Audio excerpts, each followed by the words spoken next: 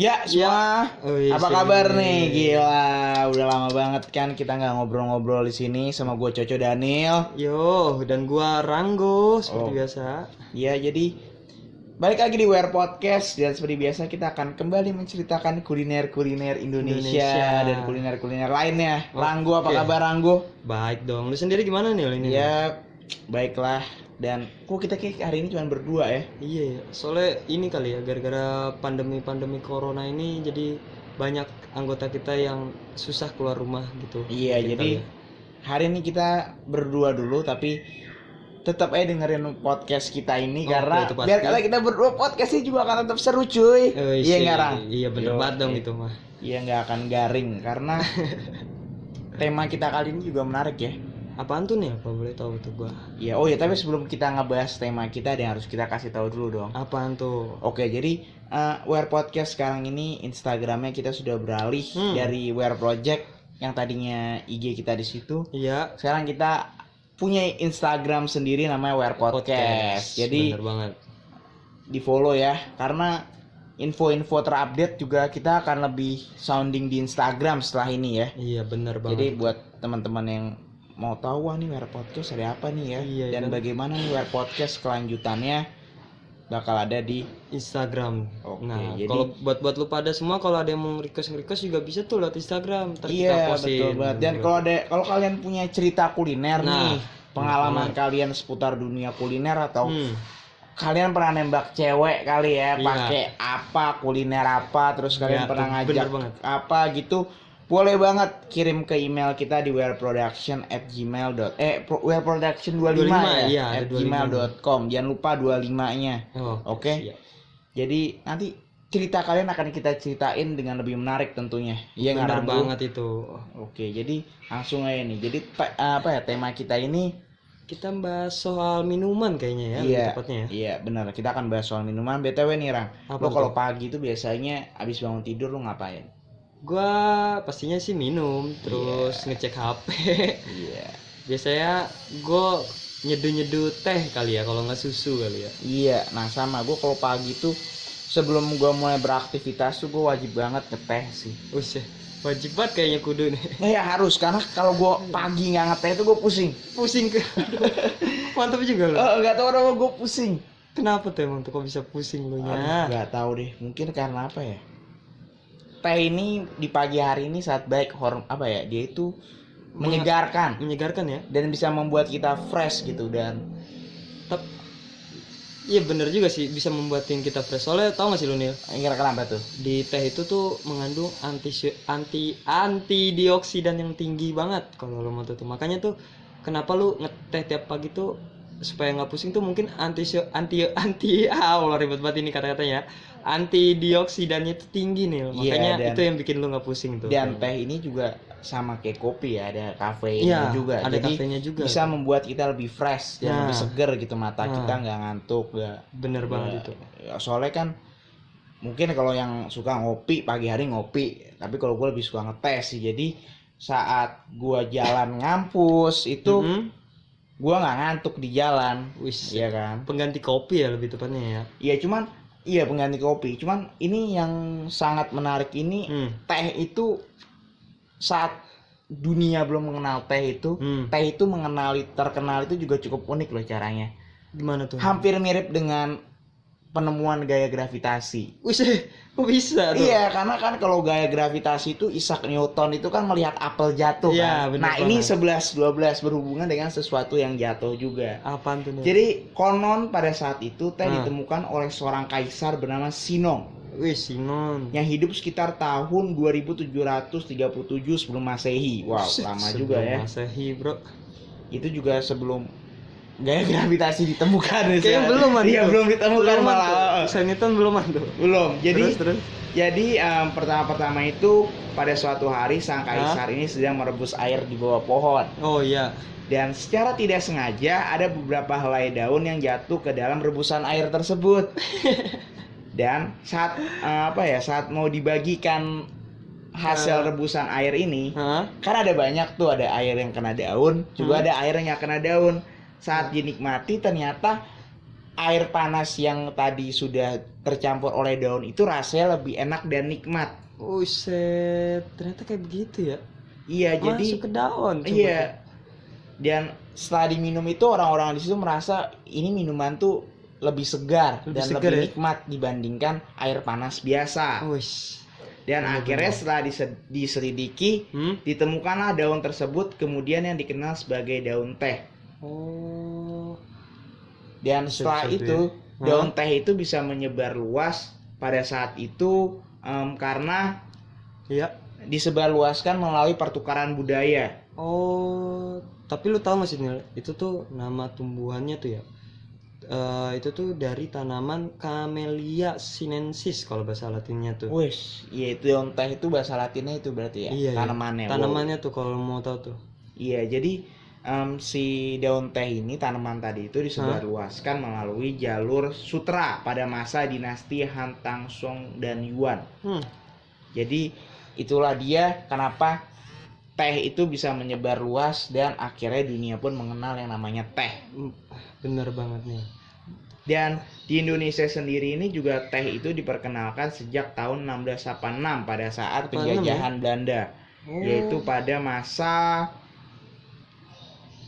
pada masa pemerintahan Gubernur Van der Bos pada tahun 1828. 1828 ya? Iya. Oh, tapi tahu nggak sih lo Nil? Itu pas tahun 1828 itu, kalau menurut sumber nih ya dari Wikipedia nih ya, Apa tuh? dia itu tuh dimasukin ke Jakarta tuh awal-awalnya tuh dijadiin tanaman hias. Oh, jadi masih belum sebagai daun teh berarti ya? Beluman, awalnya tuh jadi tanaman hias di Jakarta. Lalu pas 18 yang lu bilang itu 1828, terus seiring jalannya waktu baru tuh dibudidayakan dalam skala besar di kebun Cisurupan di Jawa Barat lebih tepatnya tuh. Oh, jadi begitu ya? Heeh. Iya, dan jadi setelah orang-orang mengetahui bahwa itu adalah daun teh, akhirnya itu pada masa Gubernur Van der Bos ini di Nusantara, di Indonesia pada saat itu tuh diwajibkan harus ditanamlah daun teh itu oleh rakyat. Rakyat tidak harus menanam daun teh pada masa itu. Jadi benar. itu dia tadi mengapa teh itu bisa menyebar luas di dunia dan juga bisa ada di Indonesia. Begitu. Tapi nih, gue mau nanya nih sama lu nih. Apalagi nih Ranggo. Lu tuh tipe orang yang mana sih nih? Kan teh itu kalau nggak salah tuh ada 2 macam tuh nih. Iya. Satu tuh yang dicelup pakai celupan tuh ya. Iya. Satu yang dipanasin tuh tehnya langsung udah tabur semua tuh. Teh tubruk ya. Nah, iya. Nah, kalau gue sih lebih prefer Tipe yang dan lebih mana tuh? suka sama teh tubruk ya kalau gue. Tubruk. Karena lebih alamiah gitu, lebih nikmat juga daun tehnya, aroma tehnya itu benar-benar terasa sih. Beda banget sama teh celup. Kalau gue tuh lebih prefernya sih ke teh celup kalau gue. Soalnya kalau teh tubruk tuh kadang-kadang suka masuk-masukan nih tehnya. Oh iya gitu. sih. Makanya Iya, itu juga tantangan kalau dalam minum teh tubruk. Jangan sampai batang tehnya, daun tehnya itu masuk ke mulut juga. Makanya itu tuh yang bikin gue nggak ini. As I bleed for you, cry for you, oh, oh. Let me bleed.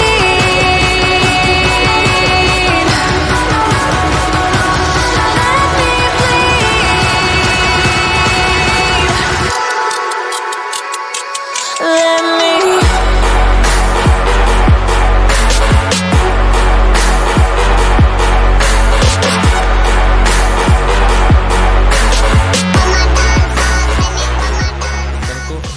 Pengolahannya tuh kayak gimana gitu loh. Iya, jadi pertama-tama dalam mengolah teh ya, yaitu ada fase pertama itu adalah pengeringan. Pengeringan ya? Iya, dimana daun teh yang dipanen langsung dikeringkan sebelum dibawa ke pabrik agar tidak keburu layu sebelum diproses. Dan sesampai di pabrik, teh dikeringkan lagi untuk membentuk warna dan aroma khas tehnya. Jadi harus dikeringkan lagi kayak dijemur kali ya. Iya, Enggak dijemur, yang jelas dikeringkan dengan alat tertentu agar aroma dan warna dari teh itu sendiri ada gitu. Ada gitu ya. Dan di pengeringan ini dilakukan menggunakan suhu sekitar 100 sampai 120 Celcius selama kurang lebih 45 menit. Uset. Jadi warna teh akan semakin baik semakin lama pengeringannya, tetapi senyawa di dalamnya juga semakin hilang. Jadi itu semakin dipanaskan sehingga mengering, Iya. senyawa dalam teh itu juga akan mengurang. Widih. Tapi maka dari itu kita dalam proses pengeringan ini jangan terlalu lama Jangan terlalu juga. lama juga ya. Iya, agar senyawanya ini tidak semuanya hilang gitu. Tapi lu pernah inget gak sih Nil, kita bahas podcast tuh ada tulisan pembacement. Tahu gak sih lu? Ternyata Apa itu bukan typo. Di sini ada penjelasan ini. Pembacement itu adalah proses di mana daun teh yang telah dikeringkan terus ditambahkan air untuk mengurangi reaksi exotherm teh saat kontak dengan bunga pada proses pewangian. Nah, ini saat pencampuran pelatihnya nih. Nah, makanya sehingga bunga tidak rusak dan kehilangan aromanya. Nah, kayak gitu tuh, ternyata pembacement tuh ada arti khususnya gitu loh. Gue kira tuh awal-awal typo gitu. Kita awal-awal ternyata enggak. Jadi Enggak, itu makanya. jadi tadi setelah teh ini Di oven di pengeringan. dikeringkan memasuki fase kedua yaitu pembacement ya. Iya, pembacement. Ya, yaitu tadi ditambahkan air ya. Iya, ditambahkan Oke, air betul. sedikit. Jadi baru tadi setelah pembacement itu kita akan melakukan fase pewangian. Nah, ini dia nih, pewangian Yaitu nih. pada proses di mana bunga melati dan bunga gambir dicampurkan ke dalam daun teh sehingga semakin menambah aroma. Iya, ini tergantung selera ya. Bisa bunga melati, bisa bunga gambir. Iya gitu. Tuh gue masih kurang tahu tuh bunga gambir tuh kayak gimana ya Ya rasanya. mungkin nanti kita bisa tunjukin ya, kita bikin podcast tentang bunga gambir dan bunga melati. Oke, setelah dalam fase pewangian diapain lagi tuh Ya, teh tersebut? ini ada pengeringannya lagi tuh nih. Jadi di pengeringan lagi ya. Iya, pengeringannya itu, tapi setelah pewangian ini dilakukan untuk menghilangkan kadar air di dalam teh. Oh, jadi setelah tadi Pembacement tuh kan ada air ya, kita campur dengan air. Iya, benar banget. Nah, terus ngeringin lagi supaya ngilangin kadar airnya nih di dalam tehnya gitu. Iya, jadi biar tehnya ini utuh ya. Iya, kering dan wangi gitu Iya, lah. dan nggak ada campuran air lah, karena kalau Ya. nanti jadi malah kalau ada air kan ya. Iya, malah jadi makanya. Malah jadi tehnya. Jadi harus dihilangkan kadar airnya biar semakin berbentuk bubuk gitu kali Nah, ya. iya, bener banget itu. Oke. Jadi tadi kita udah ada 4 fase tadi ya Rang ya. Iya, 4 Dan fase. fase yang terakhir itu adalah pengemasan, di mana dilakukan dengan 2 cara, yaitu cara tradisional dan modern. Yus. Pengemasan tradisional dilakukan untuk mengemas teh tubruk dengan cara nyontong dari bungkus berukuran kecil hingga berukuran besar, dan mayoritas ini dilakukan oleh ibu-ibu. Kenapa ibu-ibu, guys? Karena mungkin ibu-ibu lebih Terampil ya gitu ya. terampil dalam iya. hal tradisional. Ah, iya Bener kan? Bener banget. Nah, sementara pengemasan modern dilakukan untuk membungkus teh celup menggunakan mesin dengan kecepatan 100 hingga 300 kantong per menit. Wow, banyak juga berarti ya. Mungkin yang modern ini lebih ke teh celup kali ya. Iya, jadi kalau teh tradisional itu teh tubruk, teh modern itu teh celup. Oh iya. Ya, Bener jadi itu dia tadi sejarah dan kurang lebih proses pembuatan teh di Indonesia. Dan sejarah teh bisa ada di dunia gitu. Tapi untuk zaman sekarang banyak banget ya di modernisasinya ya tehnya. Ada teh apa sih itu, teh tarik dicampurin boba lah segala Iya, macam. teh Tahiti, teh Thailand itu juga teh ala mereka ya. Makanya nih. Mungkin kita next bisa ngebahas itu kali ya. Iya, kita bisa bahas Tahiti atau teh apa lagi ya? Teh yang unik mungkin ya. Iya, yang biasa dicampur-campur apalah itulah pokoknya lah. Iya, es teh mungkin ya. Tapi kalau esnya tinggal ditambahin es batu. Itu aja sih. Oke, berarti Oke. itu jadi tadi itu adalah kurang lebih penjelasan singkat kita tentang teh. Iya, bener banget. Ya, jadi berarti Untuk teh ini sangat berjasa bisa ada di dunia ya. berjasa banget. Iya, dari mana tadi seorang kaisar bikin teh, ada Iya. daun itu, coba daun nggak nyelup itu ya. Iya. Itu kalau daun nggak nyelup ke dalam air panas itu mungkin Nggak sampai mungkin, sekarang nggak iya. ada yang namanya teh. Iya. Coba daun kelapa gitu yang jatuh. Iya, daun kelapa yang jatuh mungkin jadinya beda. apa mungkin jadinya? Santan kali. Iya santan jadinya. Kayak gitu. Oke, berarti Rang kita berarti udah di penghujung segmen di sini. Bener banget nih. Oke, jadi buat teman-teman Wear Podcast, Yo. jangan bosen buat dengerin Wear Podcast. Jangan pernah banget. Iya, jangan lupa dengerin kita di Spotify dan di YouTube, Ah, yes. subscribe dan di follow. Ah, Itu bener penting banget. banget ya buat makin bikin kita semangat. Bikin semangat Sekaligus banget. di like tombol di like ya di like Iya, juga jangan tombol lupa. like Aduh, tuh. tombol like itu penting Penting banget. banget lah buat kita. Biar kita semakin semangat karena kita pengen banget mengenalkan kuliner dengan cara podcast ini. Nah, iya bener Dan buat banget. kalian yang sekali lagi yang punya cerita kuliner, Nah. bisa kirim cerita kalian di email kita di wearproduction25@gmail.com. Karena nanti kita akan menceritakan cerita kuliner kalian dengan cara yang berbeda ya Ranggo ya. Jelas banget itu mah. Oke, kalau gitu di sini Coco Daniel harus pamit undur diri. Gua Ranggo. Oke, sampai jumpa di Wear Podcast Podcast selanjutnya selanjutnya. dan bye bye. Bye bye.